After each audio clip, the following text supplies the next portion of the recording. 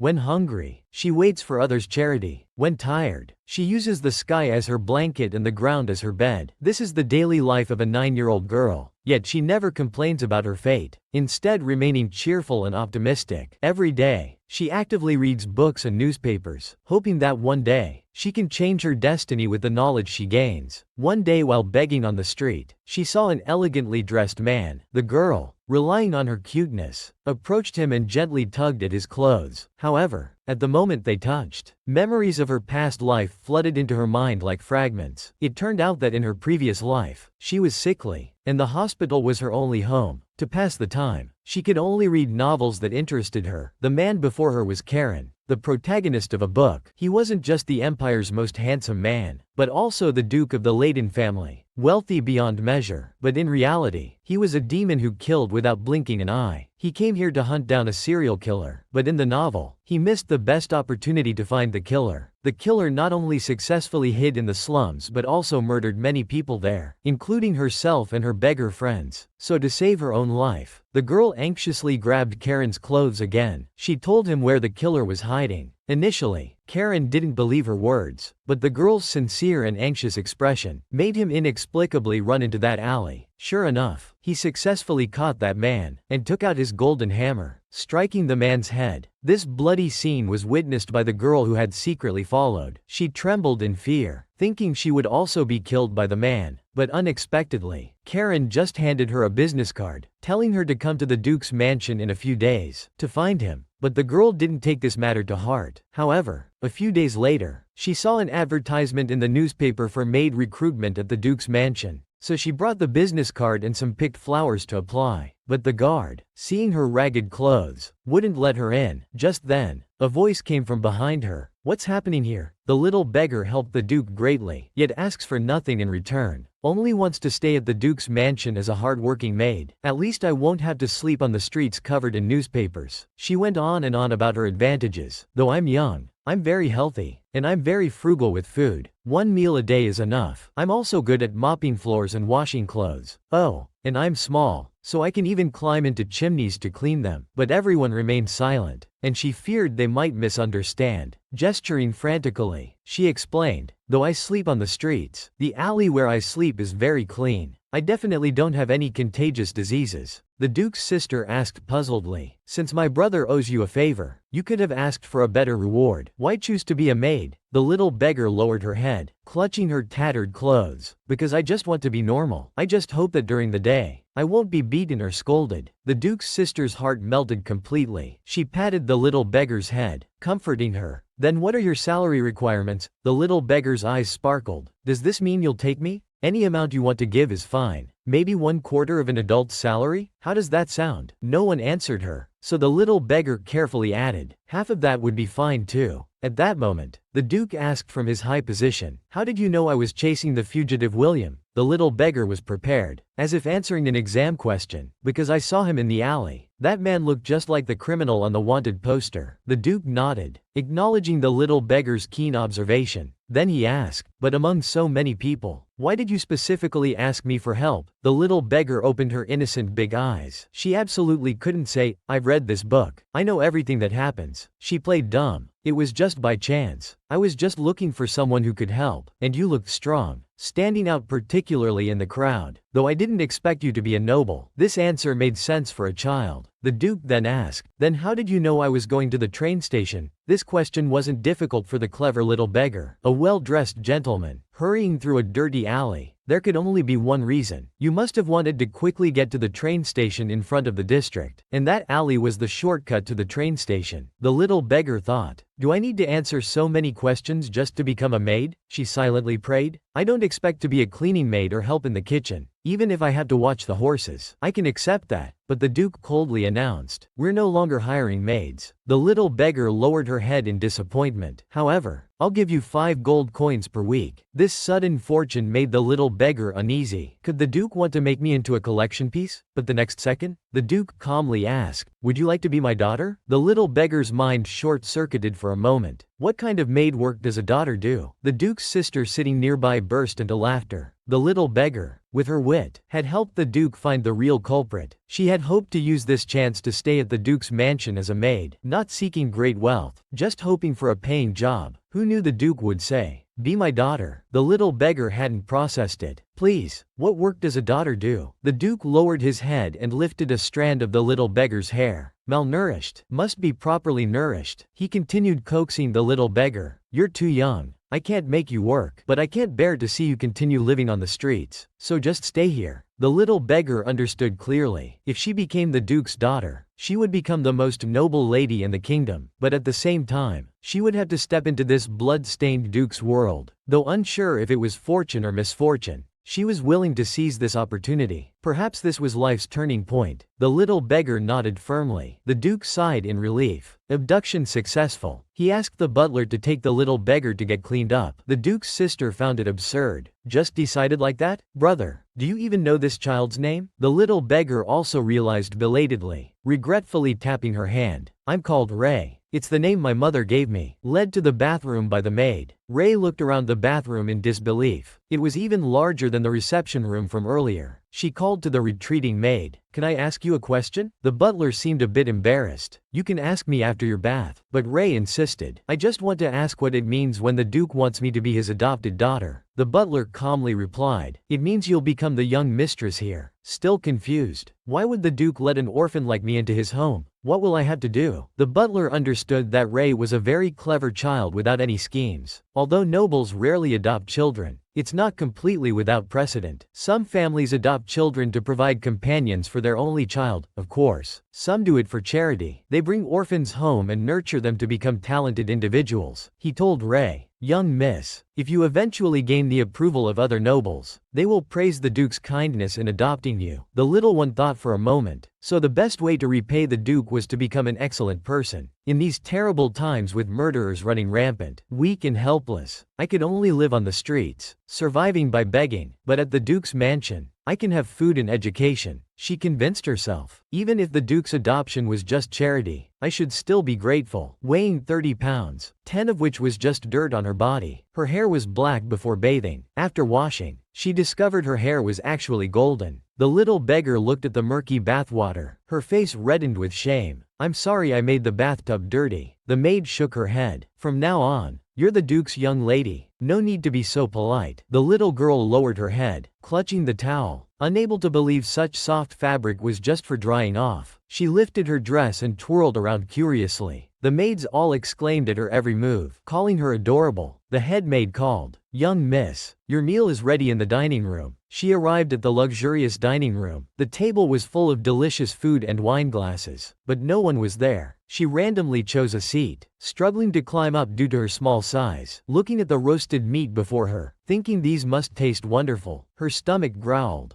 Though the hungry little girl had been homeless for many years, she knew about manners. Wait for everyone to be seated before eating. 20 minutes passed, drool almost forming at her mouth. The dining room remained empty. She was so hungry her eyes were glazing over, almost like a flesh-craving zombie. Taking a piece of soft, cloud-like bread, the girl thought, maybe just a little bite won't hurt. Taking a small bite of the milky bread almost made her dance with joy. She grabbed a chicken leg. "Wow, this is delicious too. So good it makes me want to cry." She ate with great enthusiasm. She didn't notice a boy appear beside her, such a small person, yet eating so much. The girl was so startled she dropped the chicken leg. "When did he arrive?" he added without awkwardness. "You're sitting in my seat." The frightened little beggar, on her first day at the Duke's house, immediately stood up to apologize. "I'm sorry," but she stumbled, almost falling face first onto the table. The boy quickly caught her. He steadied the dazed little one back onto the chair. With a big brotherly manner, he returned to the seat beside her. "Your seat is across from me. That's where you should sit from now on." The brother was kinder than she imagined, but she still didn't dare look at him. The boy was very curious about his new sister. He leaned in to smell her pink hair. "Does it smell like strawberries because it's pink?" the little girl honestly replied. "It's the soap scent." Looking at the empty plates before her, the girl curled her toes in embarrassment. "I'm sorry I ate all your food. Back when I was begging, even if it was just a small piece of dried dough, everyone would share it. That's what friends do. But now with this table full of food, I only thought of myself." The girl felt guilty. "I wanted to be friends with you, but now you probably think I'm just a glutton." The brother didn't think that at all. Don't overthink it. I didn't interrupt you because you look so cute when eating. Your cheeks were all puffed up, just like the cat I used to have. He remembered that cute cat. Whenever it saw food, it would go crazy and could eat so much. The brother mentioned experimenting on the cat. The sister's hands trembled in fear. Will I be turned into a specimen too?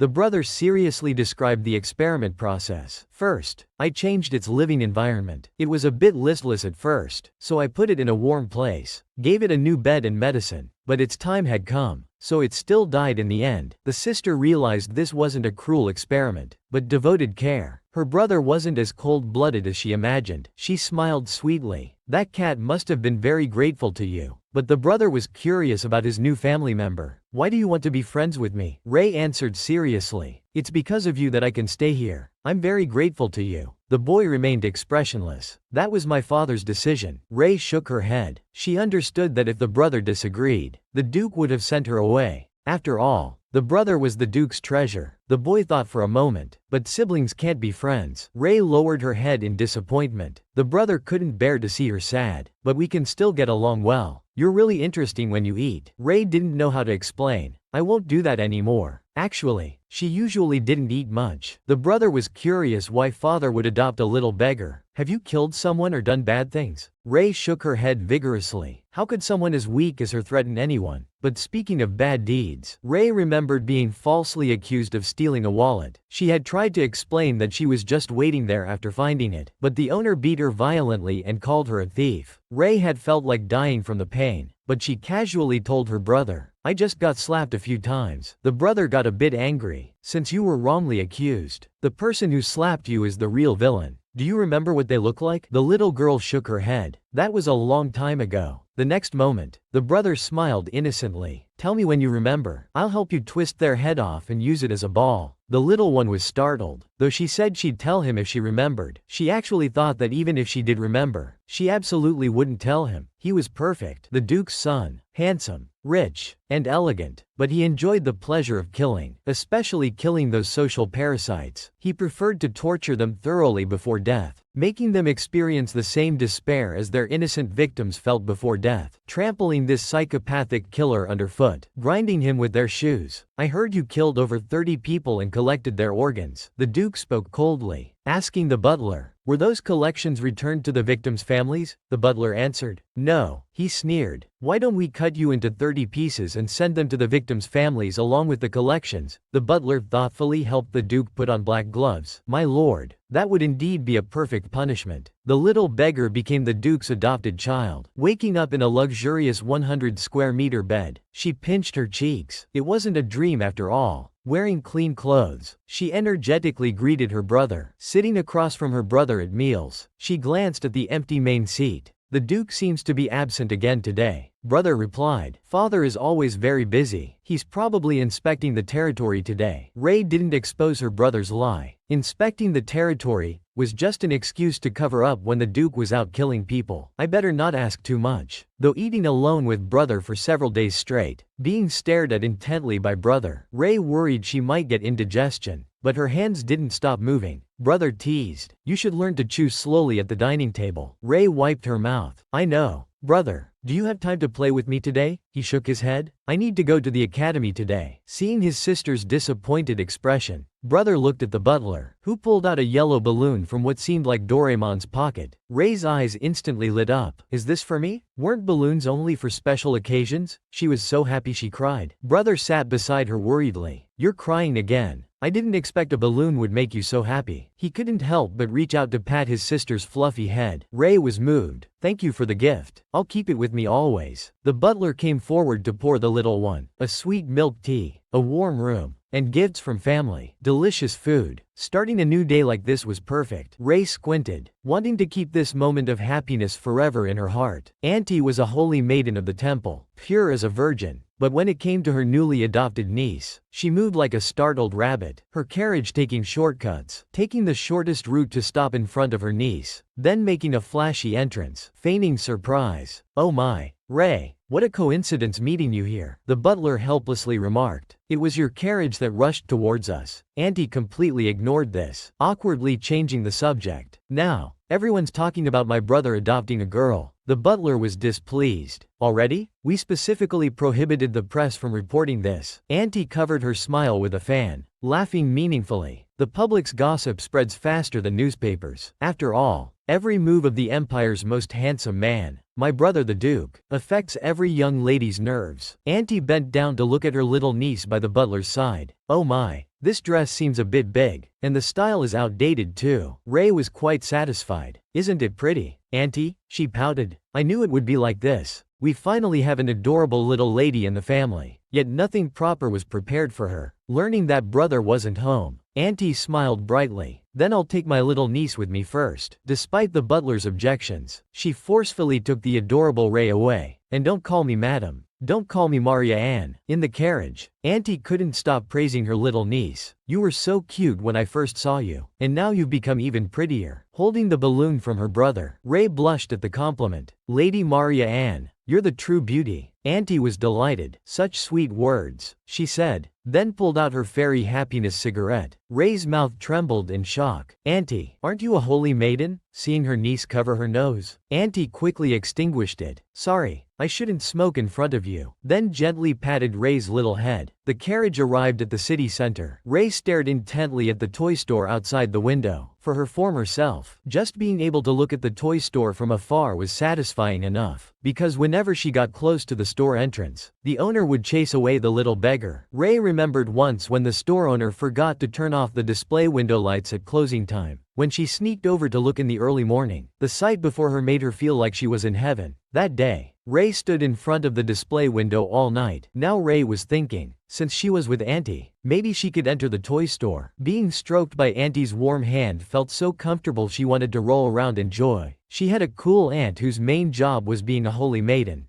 But that didn't stop Auntie from smoking, drinking, and getting perms. Auntie didn't have any noble interests. When happy, she'd just spend money shopping. Just as they entered the clothing store, 3 clerks rushed to serve them. The big spender must be well served. But today Auntie wasn't buying clothes for herself, but for the little one hiding behind her. The little niece greeted them nervously. The clerks were very tense. Realizing she was the recent center of gossip, the Duke's adopted child, she sensitively noticed the clerks' unfriendly gazes, quietly hiding more behind Auntie. Auntie noticed this, and her aura changed from gentle to, well, let's see how you plan to earn this money. But the little niece nervously grabbed Auntie's dress. No, that's too much. But Auntie didn't mind. First shopping trip should cost this much. Don't worry about it. The girl was so anxious she almost cried. If I spend too much money, what if the Duke kicks me out? She hadn't noticed the enthusiastic clerks already swarming around, taking away the balloon in her hand. We'll take care of this for you,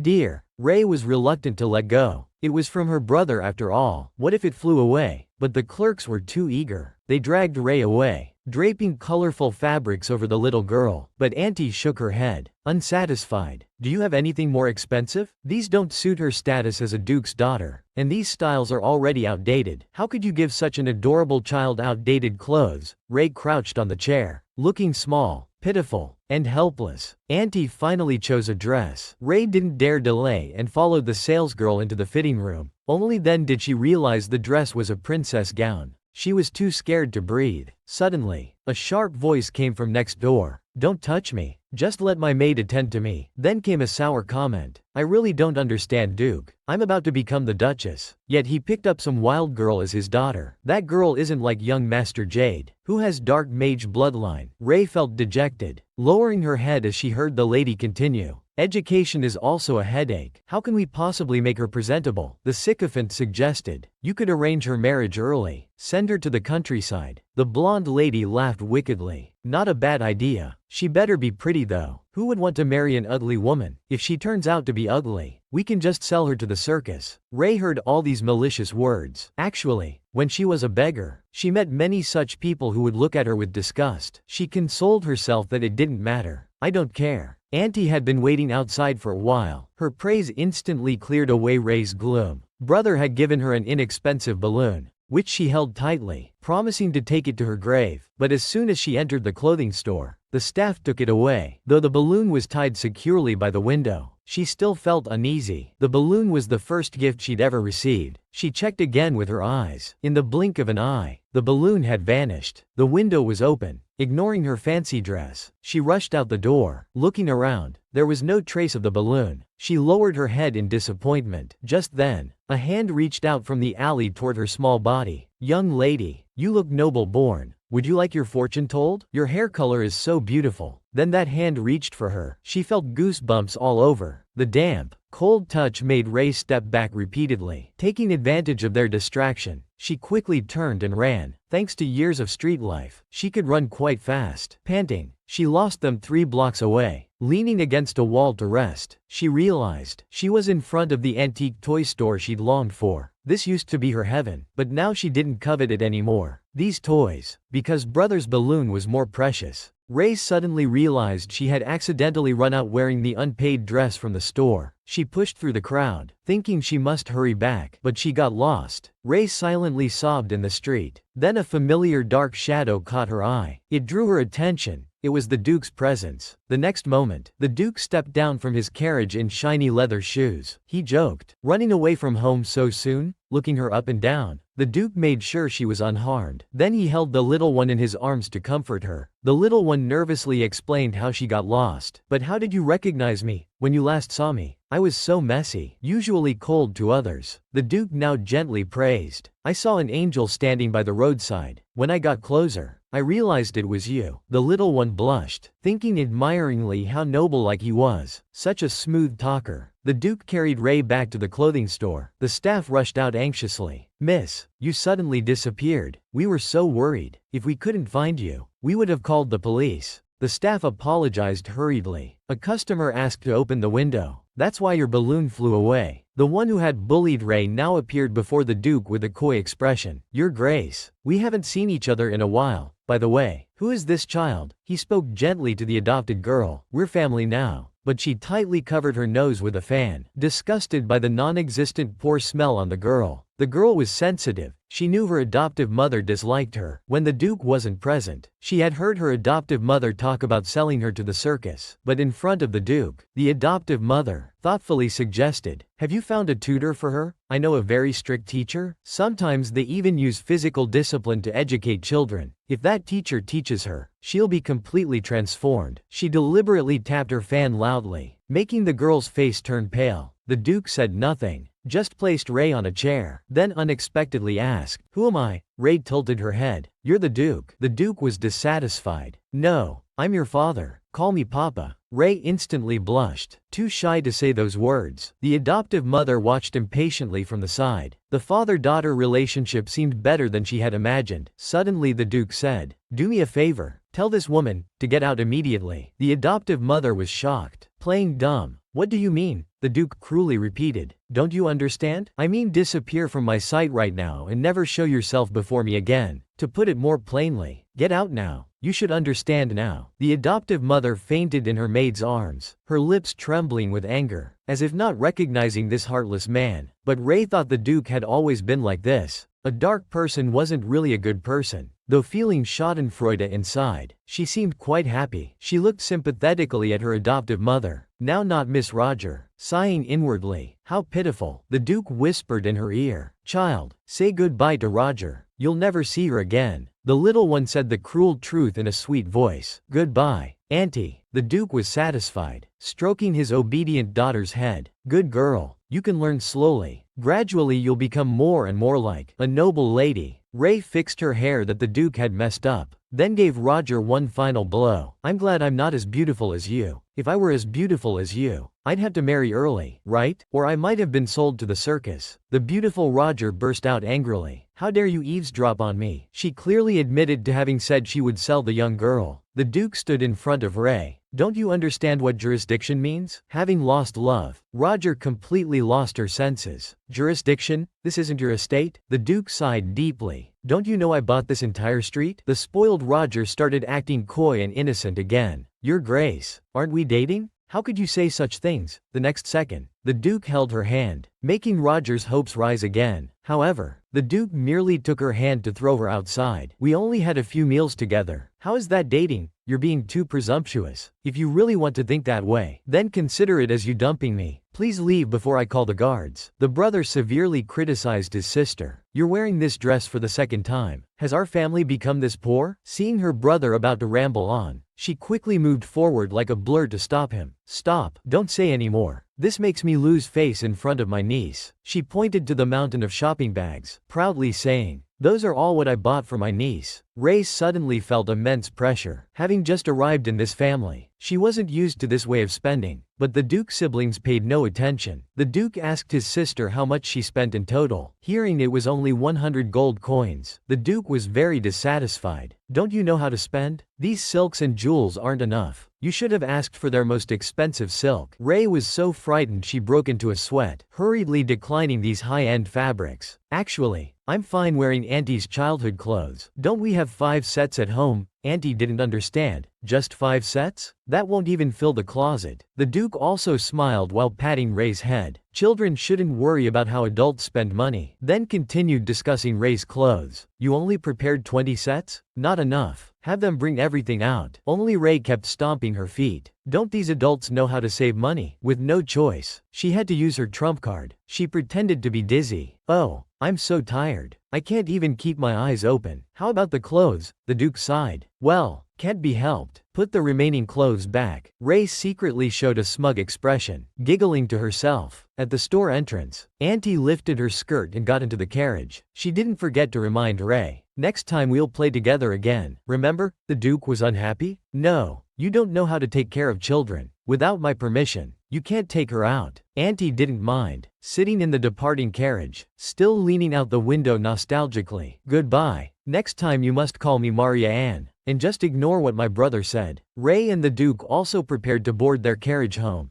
The little one was still worried. The balloon brother gave her was lost. How should she explain it to him? Just then, a red-haired woman suddenly appeared behind them. With a pale face, she reached out. Please help me. After saying these words, she collapsed. The Duke instinctively reached out to catch her. In Ray's impression, brother was cold-blooded, father was unsympathetic, but since she came to this family, brother had changed. He would sit on the stairs waiting for his sister to come home for dinner together. Father also often teased him, saying he looked as cute as an angel, shining brightly among the crowd. Father specially went to pick up his daughter, yet joked with the butler that this daughter was found on the roadside. How did father change from a cold prince to a funny man? She was a bit confused, but when she saw her brother, she lowered her head guiltily. Sorry brother, I lost the first balloon you gave me. She explained the process of losing it bit by bit. Brother listened patiently while admiring his sister's tearful expression, then patted her fluffy little head to comfort her. We can buy another balloon. Why cry over such a small thing? Did you like that balloon so much? Seeing his sister still upset, brother took the initiative this time. When I have time, I'll take you boating to cheer you up. Ray looked up in amazement. Isn't brother very busy? And since when did he learn to comfort people? Even more unexpected was when brother reached out his hand saying, come on, I'll take you to your room. She still remembered the first day she came to the family, when brother was so rejecting. Compared to now, he seemed like a completely different person. Ray wiped her tears forcefully, smiling brightly. She took a comfortable hot bath that eased her nervous mood, sitting together with brother and father, listening to the gramophone music. Father and brother were drinking wine. She curiously asked brother, how old are you? When she got the answer, 14 years old, Ray's mouth couldn't close. I thought you were 17. Can you drink wine? You're not even of age yet. Brother waved his hand. It's fine. Our family has special privileges regarding medicine and drinking. Just as the little one was about to say something, father quickly stopped her. No, you're too young. Wait until you're half as tall as your brother. Ray pondered thoughtfully. She touched her head. Father and brother were curious about what she was doing. Ray smiled happily, thinking patting her head would help her grow faster. If this little beggar hadn't been adopted by the Duke, her original fate would have been to be kidnapped, locked in a cage, and die from blood loss after having her left arm cut off. But now she sat on the soft sofa in the Duke's mansion, knowing her original fate. Her back turned cold, her hands nervously gripped her dress. Father, brother, and the butler all surrounded her, looking at her with concern. When learning today was August 9th, Ray became more nervous. She tightly held her hand that the kidnapper had grabbed, her face pale. This was the day she was supposed to be killed. Ray didn't want to keep living in fear. She had to actively find the killer. She remembered that murderer liked to target women with red hair, so she grabbed the Duke's sleeve. Your Grace, about those cases you mentioned earlier, if they were premeditated murders, might there be other commonalities? For example, did those women all like fortune-telling? The Duke didn't understand why she would think of fortune-telling. The little one's expression was serious, because fortune-telling shops are almost all in the slums. Even nobles would visit famous fortune-tellers. People usually go to restaurants or clothing stores that match their status. Only fortune-telling places gather people from all walks of life. The Duke suddenly understood the connection. He called the butler, preparing to investigate further. Lei covered her mouth, her mind tormented. She finally couldn't hold on anymore. She collapsed on the sofa. Once again, she dreamed of her original fate. That serial killer, wearing a red wig and women's rings, sawing off her left arm. Ray's green pupils lost their luster. She didn't dare cry out in pain, silently clenching her fists. Better to just kill me directly. Just then, the Duke appeared. He used black magic to firmly restrain the killer, then opened the cage and hugged poor Ray. Just as he was about to take her to see a doctor, an arrow pierced through the Duke's heart. Ray watched helplessly as the person who saved her fell before her eyes, and the culprit who tortured her, stroking his chin, made her sick to her scalp. Waking up from the dream, Lei didn't think it was just an empty dream. Her whole body was soaked, all in cold sweat. Finally, with a trembling body, she couldn't speak a word. The Duke sat beside her, patting her trembling shoulders to comfort her. Are you all right? Lei covered her nauseous face, thinking with an ashen expression about being involved in this case. If the Duke goes to investigate, he would fall into a coma after being shot by the poisoned arrow. Although afterward, the country's most famous doctors and priests would treat him, he would still remain unconscious. The Duke was reading documents. His little daughter grabbed his arm, crying with teary eyes, pleading with a worried tone. Your Grace, I beg you, please don't look for the killer. After acting coquettishly, the little girl immediately felt disgusted by her own sweet tone. The Duke was also shocked with a huge question mark above his head. The documents fell directly to the ground. She wasn't being unreasonable, but she knew the Duke's secret. Once he goes to find the serial killer, he would be struck by a poisoned arrow in the heart. Ray's eyes were swollen like kiwis as she said, I dreamed that your Grace was seriously injured. My dreams are usually accurate, so I'm really scared now. Can you stay with me? Even if just for tonight. She carefully observed, and found that everyone was silent. She hoped her willfulness this time would make everyone take it seriously. Unexpectedly, the Duke actually nodded in agreement. All right, I'll stay home tonight. After all, helping you calm down is the most important thing right now. Lei wiped her tears and asked, aren't you angry? Won't you throw me out for being willful? Hearing the Duke's gentle, no? Lei felt the weight lift from her heart. She couldn't hold back anymore and started crying. Brother gently stroked her head sympathetically. Crybaby, stop crying. But the more she was comforted, the harder Lei cried. Finally, she cried until she started coughing. The Duke firmly ordered the butler, quick, bring some sedatives. The butler immediately glided out the door. Brother gently patted the tearful Lei. After a while, the little one's face was red, thinking about what she had just done, especially with brother watching her so closely, worried that something might happen to her. Just then, the butler came in with medicine. The cup was the same as Ray's trembling one, but she didn't want surgery for nothing. As long as the Duke stays with me, it's fine. The cunning butler scared her. You better behave. Weren't you feeling nauseous earlier? If your stomach gets hurt, we'll have to cut open your belly for surgery. Do you want surgery? Ray gripped the cup tightly and lowered her head nervously. I'll never have surgery in this life. So she drank the medicine in one gulp. It was so bitter she almost spat it out. The butler gently wiped the corners of her mouth. Brother quickly took out a candy. Lei, being cared for so meticulously, said embarrassedly, I can do it myself. The Duke still thanked him, but she couldn't sleep alone. Lei insisted, no, today I must stay by your side. Her small hands patted the blanket forcefully. The Duke was somehow amused by Lei's behavior. Was that cute gesture meant to threaten me? And we're not even blood related, yet you're so attached to me. How wonderful. The Duke patted the blanket. Go to sleep. But Lei firmly shook her head. No, I'm not sleepy at all. If I fall asleep, Father will leave to find the serial killer. For Father's safety, she threw a tantrum, deliberately being willful. insisting father sleep with her. After achieving her goal, she fought hard against sleepiness. Tonight I absolutely can't let my guard down. But when father lay on the bed and said, "I'll sleep with you," the little one compromised, but she still seriously declared, "I'm just lying here. I won't fall asleep." Father smiled knowingly. Then he called to Ray, "Jade, you lie down too." Brother initially refused, but seeing his sister's expectant, glowing eyes, he unconsciously lay down too. Lei felt so happy. Having brother and father sleeping with her, she surely wouldn't have nightmares. When the room's lights turned off, Lei stared at the ceiling thinking, "We really look like a family like this. What does it mean to be an adopted daughter? Can I treat them as my real family?" As she thought about these things, she began to doze off. Lei was puzzled. How strange. I was so energetic just now. Brother reminded her, "Did you forget you just took medicine?" Father patted her blanket again. Under the rhythmic patting, Ray yawned repeatedly. She realized she'd been tricked by father and brother. In her last moments before sleep, she kept mumbling to father, "You won't go anywhere else, right? You can't leave me here, just because I fell asleep." In her final moment before entering dreamland, she optimistically thought about going to the police tomorrow. If they caught the criminal, the Duke wouldn't get hurt. But as soon as Lei fell asleep, the Duke got up and left, leaving only his son to watch over her. The adopted daughter strongly disapproved of father breaking his promise. As the butler helped the Duke put on his coat, he chuckled. "Jade seems to like that child very much." Under cover of night, the Duke took his cane and set out to find the killer. When Lei woke up in the morning, it was already too late. Only brother remained, sleeping on the sofa. She shook her brother for help. "Oh, I should have stayed awake. I knew father's words couldn't be trusted." She anxiously asked, "Brother, can you ride a horse? Can you help me? I'll repay you. I'll do anything." Jade hesitated for a moment, then agreed to his sister's request. But he didn't expect his sister to be so urgent, with her tiny body pulling him, urging him to hurry. But before he could leave, a horse blocked their way. The horse was so tall, she watched her handsome brother mount it in one smooth motion. Her cheeks flushed red, eyes filled with tears, and brother only used one hand, pulled her onto the horse. Brother was so cool. Why does horseback riding look so elegant in TV dramas? But real horseback riding is so painful? Sitting on the horse's back, she felt like her bottom would split in two, and she was getting motion sickness. Her vision became blurry. Whatever brother said, she couldn't hear any of it. Despite feeling terrible, she endured it. She had to save father. The horse ran faster and faster. She finally arrived at the serial killer's house. The hot sweat from running mixed with cold sweat from fear on her face. But she had no time to wipe it away. Must hurry. Find father. Her small body pressed forward without hesitation. Even with unknown dangers ahead, she never hesitated. Brother grabbed her hand, curiously asking how she knew the killer was here. He had many questions he wanted to ask, but seeing his sister's pleading look not to ask, he could only sigh, suppressing his questions. Following someone's words for the first time, at the killer's doorstep, Lei carefully listened for any movement. There was no sound at all. Could the Duke already be harmed? She remembered the novel's plot. There were ambushes in the room. That killer might have pupils. Even if the Duke was strong, he couldn't withstand hidden weapons and guns. She carefully instructed Jade, "If when we open the door, someone's by it, rush and attack them." Though her tone was calm, her trembling hands revealed her fear of the killer. But she told herself to stay strong. Don't let the Duke get hurt. She overcame her fear and cleanly opened the door. The psychopathic killer had already been subdued by the Duke, neck tightly held, unable to move. This scene was too bloody for children. When the Duke discovered the two children behind him, he quickly ordered his son to take Yang Yu away. Brother covered her eyes, but she struggled. No, there must be an archer pupil here. The next second, she saw the dying killer move his finger. This further confirmed her suspicion. It must be a trap. She broke free from brother's hand, shouting, "Duke, this is definitely a trap," then ran towards him. Too late to pull him away. Lei jumped with all her might, taking the arrow meant for the Duke, falling softly into his arms. Brother anxiously ran towards her. Father gently held her. She gasped heavily, crying out in pain uncontrollably. The worried looks of the Duke and brother reminded her of her past life. From this same angle, seeing father and brother's concerned faces. Except then, her surgery had failed, and she couldn't say goodbye to family. This time she seized the chance, speaking two words she hadn't said in this world. "Father, I'm sorry." The Duke's eyes widened. He somewhat hated himself. How could this child from the past approach him with purpose? This daughter with no blood relation would actually take an arrow for him. He He had always been confident in his abilities. Kill gods who stand in the way, kill Buddhas who block the path. But at the moment his adopted daughter fell, he felt he was nothing. Why couldn't he detect that dangerous arrow earlier? Why didn't he kill the murderer immediately? Why did he have to play cat and mouse, enjoying the pleasure of watching the opponent's death struggle? Father and son desperately held Lei's body. Just then, the butler appeared. He came to handle the scene as instructed by the Duke, but he was late because the young lady and young master had suddenly disappeared from the mansion. When he opened his eyes, he was shocked to find the two he was looking for right here. What had happened here? Holding his adopted daughter's small body. This heartache the Duke had only felt once before, when his mother died. Since childhood, the Duke was despised by the old Duke, because he was the source of the family curse. But at the same time, the old Duke deeply envied his son's superior abilities. His twisted psychology made him cruel to his young son. It was the Duke's mother who always stood in front of him. Mom will always love you. I'm sorry I'm too weak. So when his mother was murdered and the killer left golden thread flowers, he vowed to find the killer. The second time Lei appeared before him, she was holding golden thread flowers. The Duke had suspected that Lei was either the mother's killer's accomplice or their next target. With impure motives, he adopted Lei. Despite this, he still cherished this poor little one, but that was limited to the fondness one has for pets. Yet today, when Lei not only witnessed him killing, but didn't hate him, took an arrow for him, and painfully called him father, he included Lei in his family circle. The Duke coldly instructed the butler. 7. Catch that worm on the ground. The butler's usually smiling face showed a sinister expression. Yes, Duke. Maintaining his composure, he then instructed his son Jade. I need to stop the bleeding. She might bite her tongue from the pain, so just in case, put something in her mouth. Jade immediately tore off his sleeve. The Duke used black magic. Black butterflies appeared in his hand, then surrounded Lei's body. Though unconscious, she still shuddered physiologically, then became peaceful, looking much better than before. The Duke sighed in relief. At least the bleeding had stopped. 7. Take her to a safe place. The butler tightened his grip on the killer. Then, shall we take the young lady to the Duke family's hotel? It's not far. Yong Yu's life hung in the balance. The Duke's expression was calm, but the next moment, he told the doctor, if this child dies, I'll make sure all doctors join her in death. The elderly doctor bowed nervously. We'll do our absolute best. I apologize. Sitting by Yong Yu's bedside, the Duke stroked her hair, thinking, since you called me father, then we are family now. Then holding Lei's hand, even if you bear someone else's mark, I don't care. I will take you for myself, make you my child. Holding Lei's hand tightly, the Duke seriously told her, after you wake up, I will change my teaching methods. I will raise you to be a selfish person. Even if I'm shot by arrows or stabbed by knives in front of you, you must remain expressionless. He gently kissed his daughter's fingertips. The Duke devoutly prayed for her to wake up soon. Soon, all famous doctors in the country were summoned, not for a medical conference, but at the Duke's adopted daughter's bedside, quietly discussing how to wake her up. The maid thoughtfully drew the curtains to prevent the light from being too harsh on the young lady. They treated her as if she were awake, not as a comatose patient. The usually composed butler of 20 years was restless because the young lady remained unconscious. Even disregarding professional etiquette, he asked his master for the first time, "How is the young lady?" The Duke answered while drinking, "The doctors say her life isn't in danger." "What about Jade?" The butler first brought wine to the Duke, then answered, "Young master insists on waiting until the surgery is over, but he seems to be struggling. He's resting in his room now. It's the first time I've seen young master so unsettled." The Duke swirled the mood steadying red wine. "I understand him. Has anyone come from the temple? The high priest should know pain-relieving magic." The butler sighed helplessly. "I've contacted them, but the palace is holding a temple celebration today. Most high priests are at the palace. They said they'll send someone after the celebration." The Duke's expression darkened as he took a sip of the calming wine. "Listen carefully to what I'm about to say. Relay it word for word to the king. If he doesn't immediately send all priests here, I will go to the palace myself, and make the first royal family member I encounter experience firsthand the pain my daughter is enduring right now." Sister remained unconscious. Brother sat dejectedly on a stool by the bed. He thought about preserving his sister as a specimen, just like they did with Bobo. Bobo was a winged cat, with transparent blue eyes. A gift from father. It wasn't an ordinary cat, but a chimera. A chimera is a magical creature that shares its life with its master. Whether it's the master or the chimera, if one is injured or dies, the other is affected too. Bobo curiously sniffed brother's nose, not rejecting this human. That day, father told his son, "You are its master. Take care of it as you would yourself." Later when he grew up, he learned there were no chimeras. It was all father's lie. Sister now looked just like the cat did before death. Brother touched sister's lifeless face, remembering how happy she was when he first gave her a balloon. He silently prayed to see her laughing and talking again. Brother was somewhat jealous of father. Why would sister rather get hurt herself? To save father? How strange. Why does my heart ache? Brother clutched the bedsheet and collapsed beside his sister. When Lei woke up, she heard doctors crying nearby. "Please wake up, young lady. I still want to see my granddaughter. If you don't wake up, the Duke will make us join you." She looked at the unfamiliar ceiling. Where am I? Why can't I make a sound? Am I dead again? Is this the afterlife? She clutched the bedsheet anxiously, then turned her head, and found her sleeping brother beside her. Lei excitedly sat up. This means I'm still alive in this world. But she looked at her brother puzzled. Why is he sleeping here though? Brother was awakened by the rustling of the blanket. He propped up his head and gently said, "Hello, princess. You're finally awake. I've been waiting for so long." Lei smiled, though she still couldn't speak, so she waved her arms up and down, gesturing, "Look, I survived. How lucky. I didn't die from that poisoned arrow that almost killed the Duke." Brother immediately noticed his sister couldn't speak. He quickly poured a glass of water and placed it in Lei's hands. "Don't rush. Drink slowly." With her parched throat relieved, the little one sighed contentedly. She had been unconscious for 7 days, and the doctors were extremely anxious. "Young lady, if you hadn't woken up, the Duke would have made us join you." The weak, pitiful, and helpless doctors huddled together for comfort. Just then, the Duke's son suddenly pulled open the curtains. The little one peeked out from behind her brother. "Thank heavens the young lady is awake." They shed tears of joy. "We're saved." But when did young Duke sneak in? Jade remained expressionless. "That's none of your business." Lei silently sighed. Brother must have snuck in without anyone knowing. Brother began explaining to his sister. These doctors initially diagnosed it as just a normal arrow wound, and because the Duke stopped the bleeding in time, the wound wasn't serious. But later they discovered anesthetic on the arrow.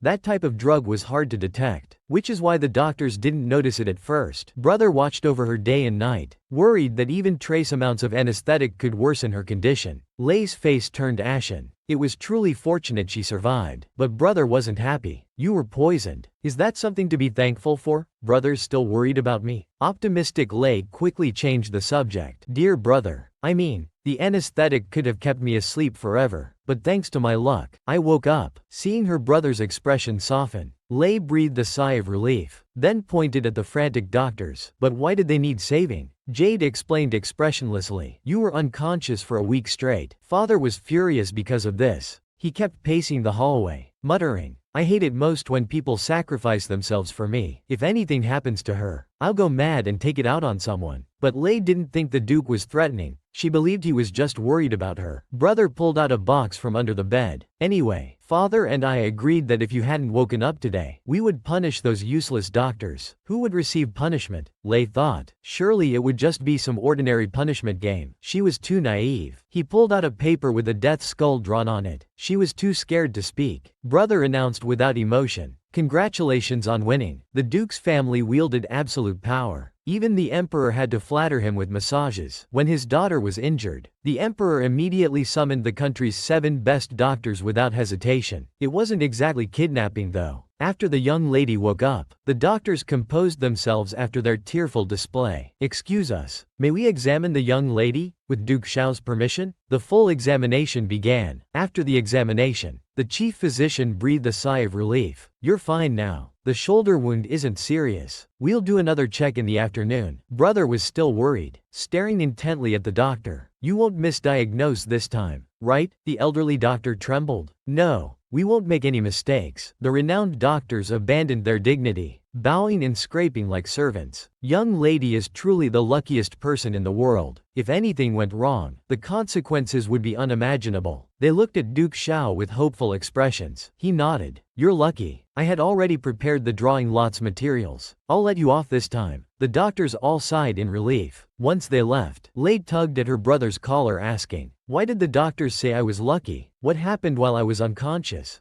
Jade asked Lei to sit down. "Don't rush. I was about to tell you." remember that fortune-telling shop? It had all kinds of traps. The arrow you were hit with was one of them. If the fortune teller turned his ring to the right, it would shoot a poisoned arrow. To the left, an anesthetic arrow. Father had grabbed the criminal's neck, and in panic, he triggered the mechanism. If he had turned the ring to the right then, it would have been a poison arrow. You would have died for sure. The anesthetic arrow was meant for Mother. He wouldn't kill Sean immediately, but torture him slowly. Lei clenched her fingers, still shaken. How terrifying. Brother quickly stroked her head to comfort her. But it's all fine now. Father has severely punished him. When his daughter was injured, bringing in famous doctors wasn't enough. He summoned all the priests, forbade them from working, and made them stay by my daughter's bedside, continuously casting pain relief magic. Lei felt guilty. Aren't magic users supposed to be noble? And I'm just an adopted daughter? Brother patted her head comfortingly. Don't worry. Aunt is a saint. If you feel bad, you can donate more money to the temple later. Solving problems with money, that's how rich people think. She didn't understand and felt confused. Stroking his sister's round little head, Brother asked softly, "Why did you take the arrow for Father? If Father had been hit with that anesthetic arrow, he would have been fine. Why did you block it?" But to Lei, Father was family. How could she watch family get hurt? Even if it was just an anesthetic arrow, if it hit the heart, it could have been serious. Anyway, everyone survived. Isn't that good? Brother's eyes widened. He had underestimated her all along. You're really amazing. Though small in size, you're braver than anyone I know. She felt a bit embarrassed by the praise, but she waved it off. You're exaggerating. I just didn't want the princess to get hurt, and I didn't want to see you and she went sad. Brother squinted his eyes, knowing his sister wasn't telling everything, but he was still happy. Then Brother mentioned the fortune-telling cards incident again. It made him break into a cold sweat. He couldn't possibly say that he had already read all those wrong contents before. To change the subject, he started acting up.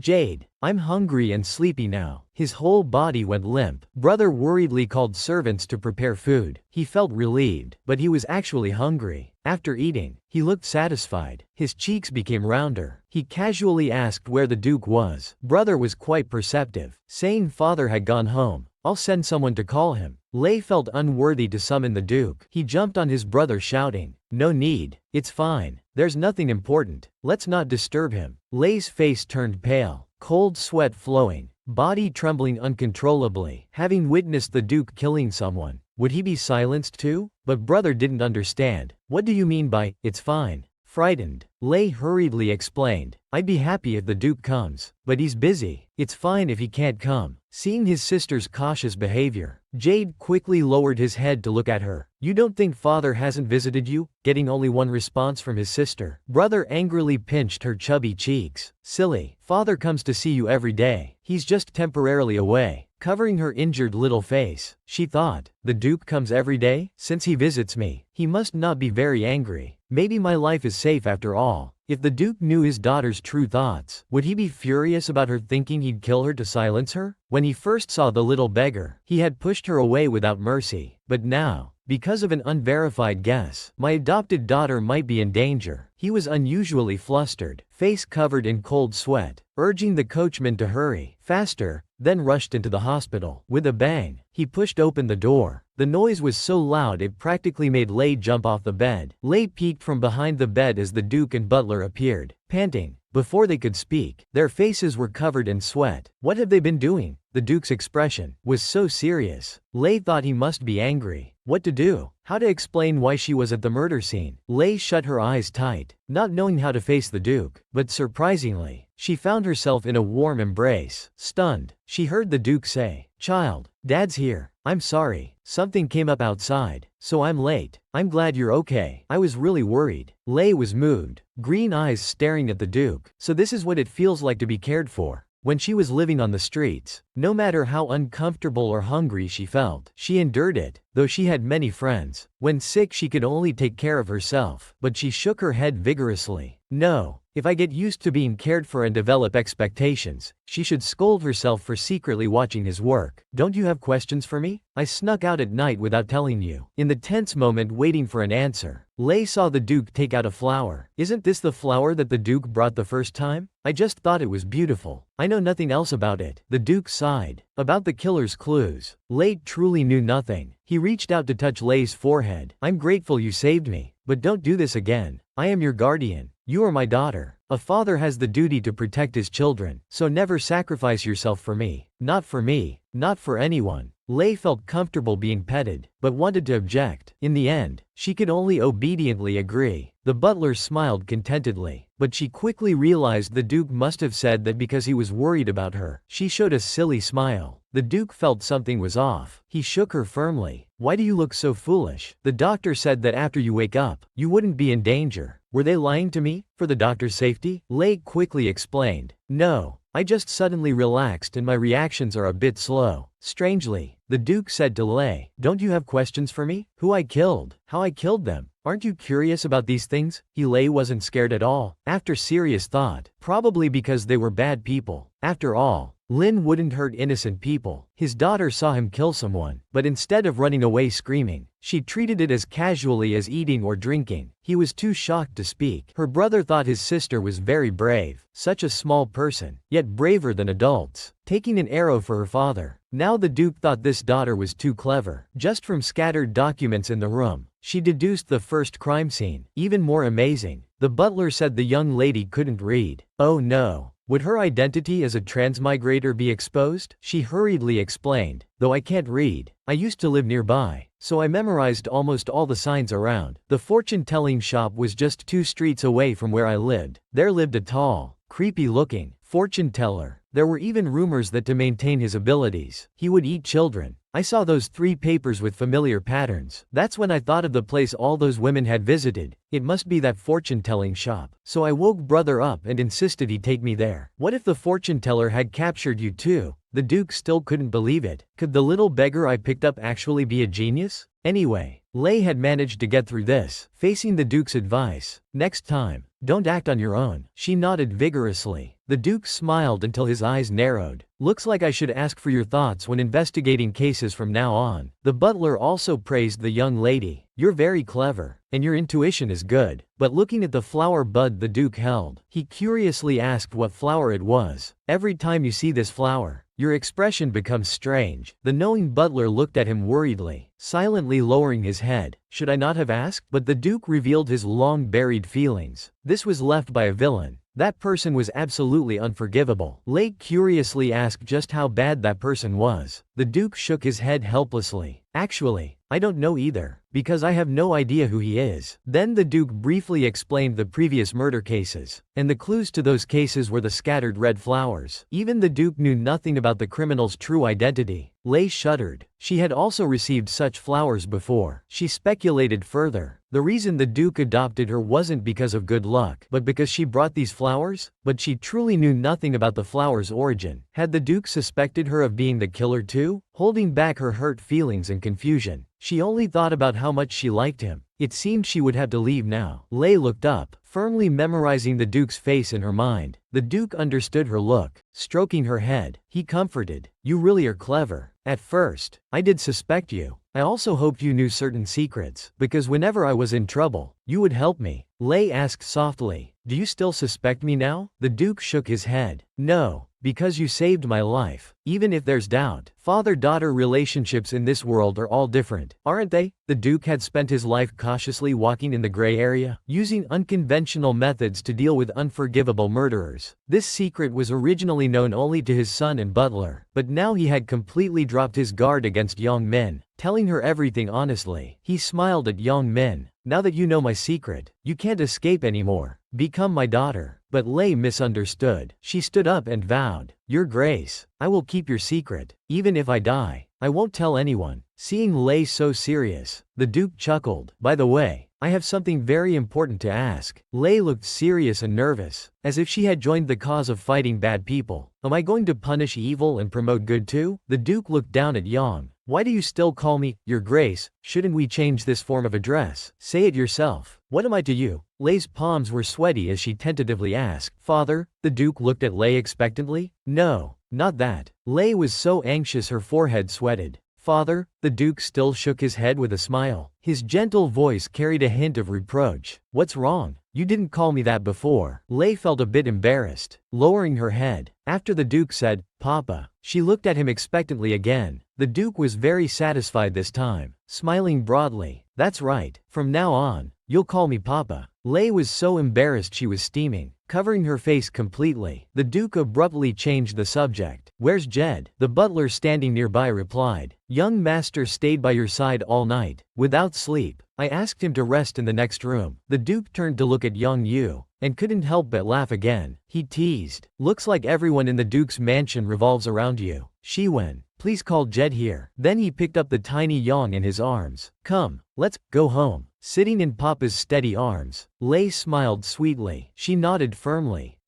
Let's go home." The carriage waiting outside the hospital was decorated with Lei's favorite balloons. Holding her golden face, flushed with excitement, Lei asked, "Jed, are all these balloons for me?" After receiving her brother's confirmation, Lei smiled especially happily. The old father sitting nearby became displeased. She wasn't nearly this happy when calling him Papa earlier. Brother had given his sister his favorite balloons, though not expensive. The gift made his sister particularly happy. The old man sat aside, feeling discontent. He also wanted to receive his daughter's smile. "If you'd like, we can go to the toy store now." But Lei felt insecure, wondering if it was because he was sick that the Duke was compromising. He probably doesn't like buying toys for children. The Duke rested his face on his hand, his handsome features showing a slight smile. "Last time you stood in front of the toy store, looking at the window display with such longing, that expression was very cute. Which time was that?" As the person involved, Lei thought hard for a while. She hadn't expected the Duke to remember. He was referring to when she ran out looking for balloons. When Lei was wandering the streets before, she especially envied those children who went to toy stores with their parents. After being adopted, she had thought that maybe someday when the Duke was in a good mood and not busy with work, she might also be able to. While Lei was lost in her fantasy, the Duke mistook her silence for rejection. "Well, we can go another time. I didn't know what you liked, so I just bought the entire store." Lei was so startled she let go of her balloon. She looked at the Duke in disbelief. "Why would you do that?" "Shiwen, is what he's saying true?" The butler explained apologetically. "Miss, I tried to stop him, but the master wouldn't listen." It was the Duke's first time being so impulsive. Embarrassed, he turned his head away and tried to stop the butler. "Stop talking." Lei shook her head stubbornly. "No, butler, please, continue." The butler cleared his throat helplessly. "The day before yesterday, the master said that when you woke up, he wanted to give you a gift, so he went to the toy store but didn't know what to choose." After struggling for a long time, before the butler could finish, Lei shouted, "So he just bought the whole toy store." The Duke now looked like someone who had done something wrong, not daring to look at Lei. His forehead was sweating as he stubbornly defended. "No, I only paid a deposit." The butler unhelpfully added, "Yes, a deposit large enough to buy the entire store." The Duke continued protesting. "Didn't I say? I don't know what little girls like. I've never bought toys for anyone before." Lei caught this detail in his words. "Wait, you've never bought gifts for Jed?" The Duke looked a bit guilty. "At Maria Anna's request, I once bought Jed a gift. It was a teddy bear. Or was it a soldier doll?" Jed's voice came in without emotion. "It was a teddy bear wearing a soldier's uniform." Young Jed was just like a miniature version of the Duke. The Duke remembered. After receiving the gift, Jed wasn't very happy and said coldly, "Please don't treat me like an ordinary child. Such trivial matters aren't worth your attention. Let's just maintain our usual father-son relationship." His son was mature like an adult even as a child. Never called him Papa, only father. He refused to get too close to his father and agreed that even on birthdays, there should be no sentimental gifts. Besides, all these gifts were chosen by the butler anyway. The Duke looked embarrassed. The butler was quite surprised. "Young master, you could tell?" Jed was indifferent. "Because all the gifts I received each year were very practical, like parts books and rare specimens. And father really doesn't know how to choose." His son was cute when young, but was cold and wouldn't let anyone in. Fortunately, the Duke now has a daughter, but he insisted he loved his son. "Didn't I let you into my specimen room and buy you the poisonous snake you wanted?" Jed shrugged. "But that snake was already dead." The Duke mumbled quietly, trying to salvage his image in Lei's eyes. "We have bear specimens I brought back from hunting at home. What's the use of a teddy bear?" Lei thought no wonder her brother couldn't express emotions. It all traced back to the Duke. The Duke probably never received gifts from his parents either. After all, he didn't know how to be endearing. So Lei tugged at the Duke's sleeve.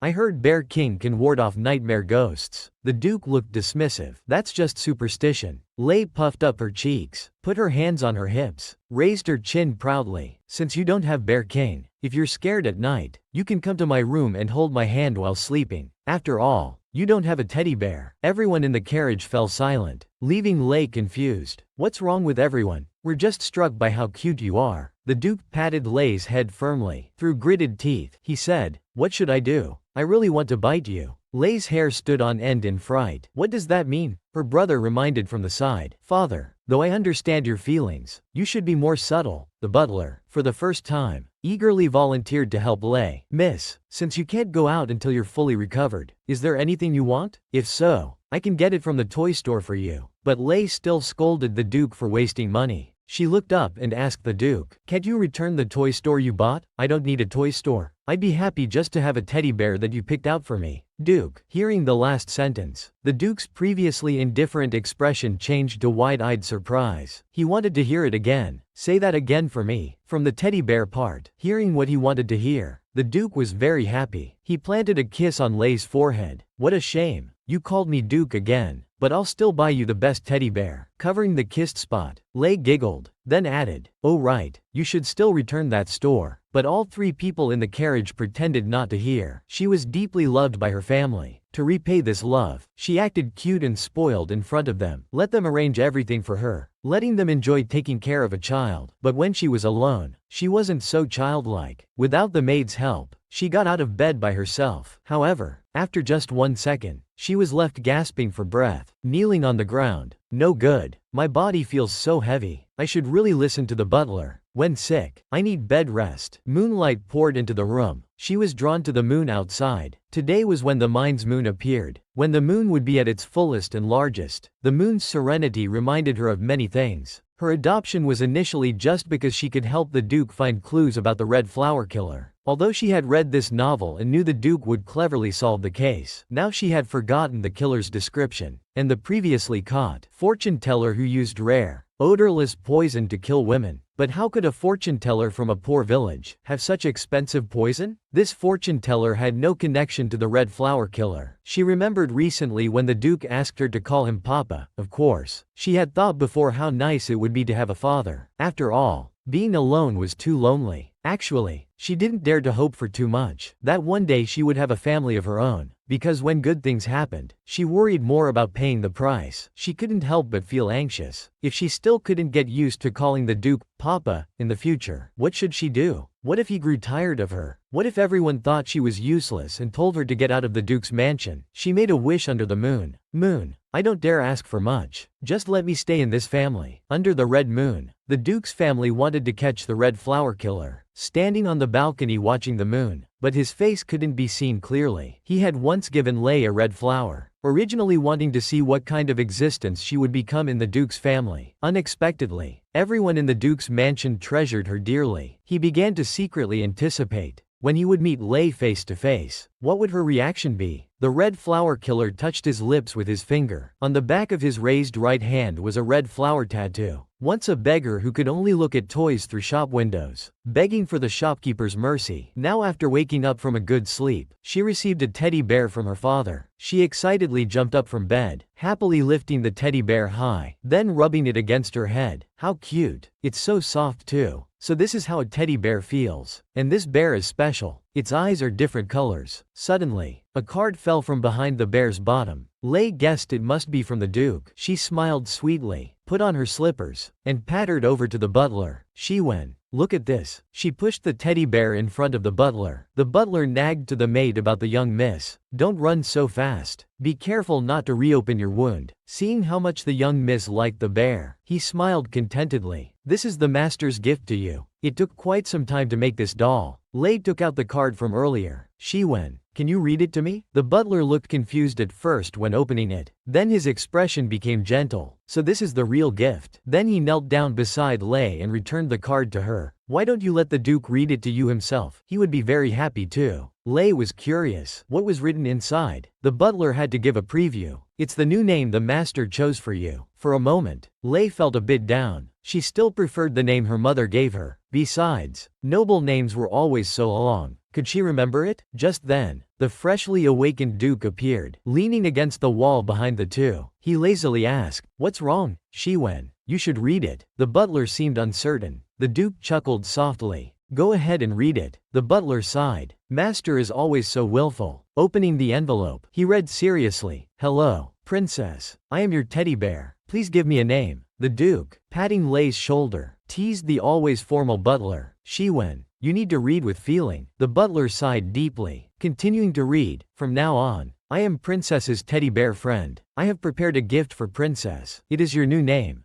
Beautiful and lovely princess. Your new name is Letitia. It means the sky where thousands of moons rise. I will protect you when you have nightmares. My two eyes are jewels that capture moonlight for you. You must take good care of them." Hugging the bear tightly, Lei was moved. So the Duke had kept Lei in her name, she thought. He probably hopes I won't forget any moment spent with my mother. I'm just an ordinary girl born on a Monday. Yet he gave me such a beautiful name. After reading, the butler smiled at Lei. The Duke cheerfully praised him. "Well read, Shiwen," making the butler feel a bit embarrassed. "Please stop teasing me. Did you write this card yourself?" The Duke, acting childlike, playfully answered. "That's a secret." Then he crouched down. "Letitia, do you like this name?" Lei nodded vigorously. "I like it. It sounds so beautiful." The Duke was satisfied too. "I've been thinking hard about what name would suit you, because our first meeting was like a dream. Seeing you so happy makes me happy too." The Duke rarely expressed his feelings. He had nothing much to say to his own son, but when it came to the little lamb girl, loving words flowed naturally from his mouth. "Since you don't know your birth date, and you've just escaped death today, let's make today your birthday. Happy birthday, my daughter." Lei blushed shyly, then rushed forward and hugged the Duke. So this was how it felt to be needed. The Duke widened his eyes in disbelief. Every time the little lamb girl hugged him, he would freeze up nervously, not knowing where to put his hands and feet. Hearing Lei say she wanted to show the teddy bear